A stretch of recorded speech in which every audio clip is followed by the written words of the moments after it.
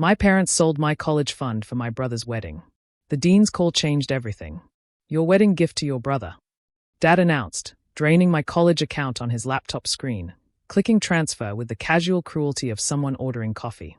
I stood there, acceptance letter in hand, speechless, watching 18 years of savings vanish into nothing. 3 days later, the dean called. Someone anonymous paid your full tuition. They left a note. It says, for the girl who serves burned eggs with a smile at Danny's diner. Education shouldn't depend on family favorites. My hands trembled as I gripped the phone. I'd been crying for 3 days straight, ever since my parents had emptied my college fund.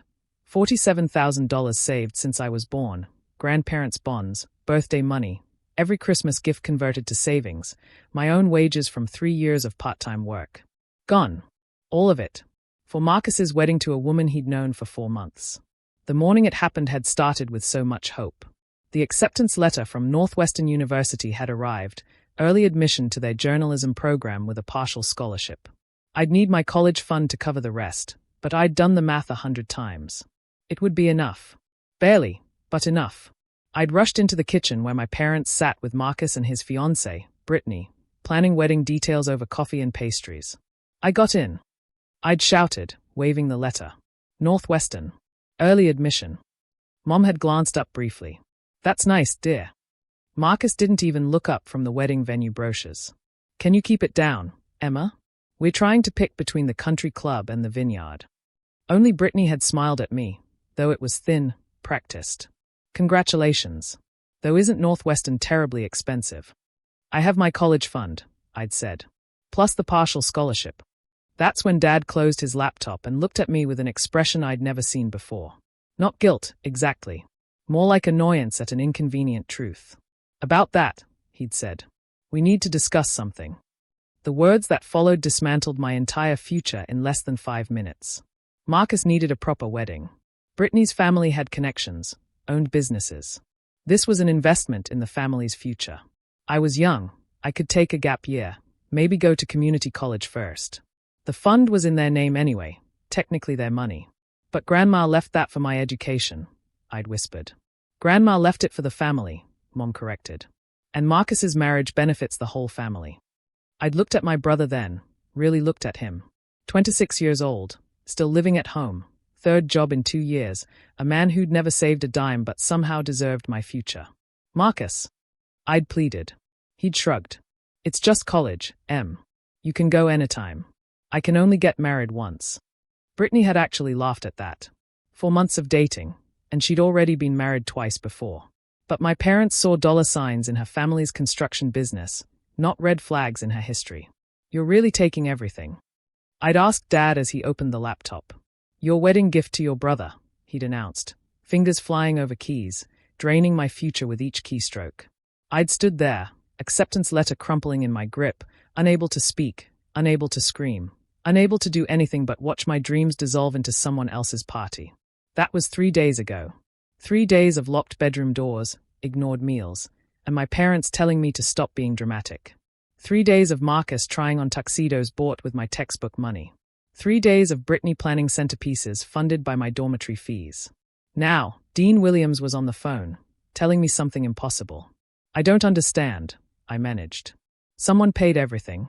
Tuition, room, board, meal plan. Everything for all 4 years, she confirmed. It was a cashier's check for $240,000, delivered this morning with specific instructions that you were the beneficiary. The only requirement is that you maintain a 3.0 GPA, which given your high school records shouldn't be a problem. Who? My voice cracked. Who would do this? They insisted on anonymity. But Emma, the note mentioned you work at Danny's diner. Danny's diner.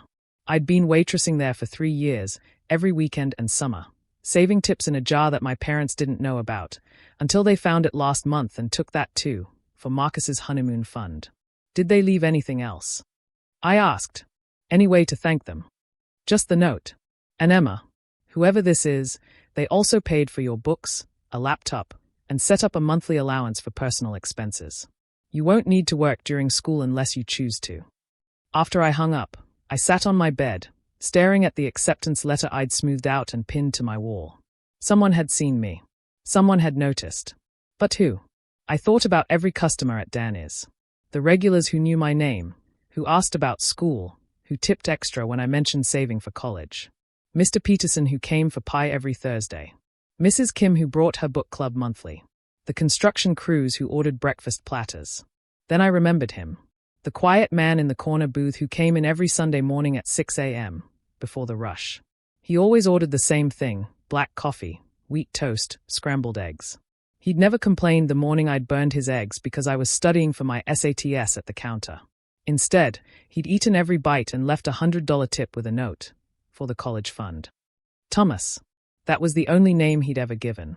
No last name, no details, just Thomas who read the financial section and treated everyone with careful respect. I hadn't seen him in 3 weeks. Not since the morning I'd served him with red eyes from crying after discovering my parents had found my tip jar. Everything all right? He'd asked quietly. Family stuff, I'd mumbled, refilling his coffee. He'd studied me for a moment. The college fund. I'd been too exhausted to lie. Gone. My brother needs it more, apparently. He hadn't said anything else, just left his usual tip and disappeared. I'd assumed I'd made him uncomfortable with my problems. Now I wondered. A knock at my door interrupted my thoughts. Emma. Mom called. Dinner's ready. We're celebrating Marcus's wedding venue booking. I opened the door. I'll be down in a minute. She frowned at my calm tone. You're done sulking then? Yes, I said simply. I'm done. At dinner, Marcus held court, describing the vineyard, the band, the photographer, all paid for with my future. Brittany showed off color swatches. My parents beamed at their golden child. Emma has news, I announced during a lull. Finally coming to your senses about community college. Dad asked. Northwestern called. I'm fully funded. Everything's paid for. The silence was complete. Marcus dropped his fork. Brittany's mouth fell open. Mom went pale. What do you mean funded? Dad demanded. Someone paid my tuition. All 4 years. Room, board, books, everything. Who? Mom's voice was sharp. Anonymous. That's impossible, Marcus sputtered. Who would pay that kind of money for you? Someone who believes I deserve an education, I said evenly. Dad stood up. This is fraud. Someone's scamming you. The dean called personally. The money's already in the university's account. We need to find out who, Mom insisted. What if they expect something in return? Like my parents expected when they took my college fund. I asked. The room went quiet again. That was different, Dad said. That was family money. That was MY money. Left by Grandma, earned by me, saved for MY education. But you're right, it was different. You betrayed me for free. This person helped me expecting nothing. I stood up. I leave for Northwestern in 3 weeks. I'll need my documents, birth certificate, social security card, everything you've been keeping safe for me. You're not going, Dad said flatly. We don't know this person. It's not safe. I'm 18. You can't stop me. Then you're not welcome here, Mom snapped. If you take this stranger's money over your family's decision. Your decision to steal from me. We're your parents. Dad roared. And Marcus is your son. But only one of us had our future sold for a party. I walked out of the dining room, their shouts following me. Within an hour, my bags were packed. I had nowhere to go for 3 weeks, but I'd figure it out. I'd been figuring things out alone for years anyway. Danny's diner was nearly empty when I arrived at midnight. Danny himself was behind the counter, the Greek immigrant who'd built this place from nothing and given me a chance when I was 15. Emma, you're not working tonight, he said, concerned. I know. I just needed some way to think. He poured me coffee without asking. Heard about Northwestern. Good news travels fast in small towns. You heard. Thomas told me. He was very proud. My heart stopped. Thomas was here. When? 3 weeks ago. Came to settle his tab. Said he was moving, wouldn't be back. Did he say anything else? Danny smiled sadly. He said you reminded him of his daughter. The one who died 10 years ago. Car accident, 2 weeks before she was supposed to start Northwestern. Journalism, just like you. The coffee cup shook in my hands. He'd been sick, Danny continued. Terminal. Had maybe 6 months left, no family to leave anything to. Then he met you. A girl working herself to exhaustion to afford the same dream his Sarah had. He paid for my college. He did more than that. He investigated your family first, wanted to make sure the money would go directly to the school. Found out about Marcus, about your parents' favoritism. He was furious. I thought about quiet Thomas, eating burned eggs without complaint, watching me study between orders. The note, I whispered. He knew about the eggs. Danny handed me an envelope. He left this for you, asked me to give it to you after you got the call. Inside was a single page, handwritten. Emma, my Sarah would have been your age now. She worked 3 jobs to help with college costs, even though I told her not to. She said independence was worth more than sleep. You have that same fire, that same determination. But unlike Sarah, you also had your future stolen by those who should protect it. I'm dying anyway. The money would have gone to lawyers and hospitals. Instead, it goes to someone who serves burned eggs with grace, who studies while working, who dreams despite betrayal. Don't thank me. Just graduate.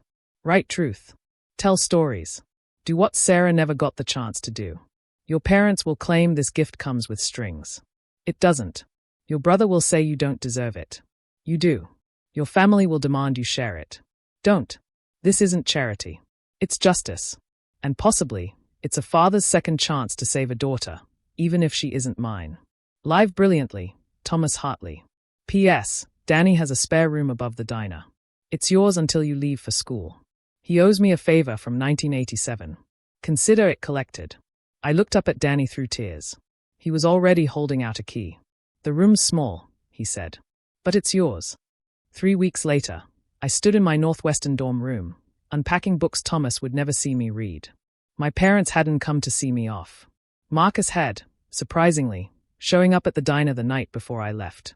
Brittany left, he'd said quietly. Took the deposits and disappeared. Wedding's off. I'm sorry, I'd meant it. I'm sorry too. About your money. I knew it was wrong, but you've always come first. He'd nodded. Yeah, but maybe that wasn't actually good for either of us. He'd helped me load my car, the first helpful thing he'd done in years. We didn't hug goodbye, but he'd said, make him proud. Thomas, I mean, make him proud. Now, sitting in my dorm, I opened my laptop, the one Thomas had paid for, and started writing. Not an assignment, not yet. Just a story about a quiet man who ate burned eggs, a girl who lost everything and found more, and the strange ways justice sometimes comes. The first line came easily. Grace isn't always loud. Sometimes it sits in corner booths at 6 a.m., reading the financial news and remembering daughters who never got to become writers. I would graduate with honors. I would become a journalist. I would tell stories that mattered. Not because Thomas paid for it, but because a stranger saw my worth when my family couldn't. And every Sunday morning for 4 years, I would go to a local diner, order black coffee, wheat toast, and scrambled eggs. I would sit in a corner booth and write, and remember that sometimes angels look like tired old men who eat burned eggs without complaint, who see potential where others see expendability, who give futures to strangers because their own children never got to use theirs. My parents would eventually reach out, after Marcus's 3rd failed engagement, after their golden child moved back home permanently, after they realized that the daughter they'd dismissed had become everything they'd never thought possible. But by then, I'd learned the difference between family who shares your blood and family who sees your worth. Thomas Hartley died 2 months into my freshman year. Danny called to tell me. He'd left me one final gift, his collection of his daughter Sarah's journals, filled with her dreams of storytelling. I graduated 4 years later, top of my class. My first published article was about Thomas, about grace served at 6 a.m., about fathers who lose daughters and daughters who lose fathers, and how sometimes, in small diners over burned eggs, they find each other just long enough to save one another. The byline read, Emma Hartley, my name, but also his, claimed and honored and worn like the gift it was.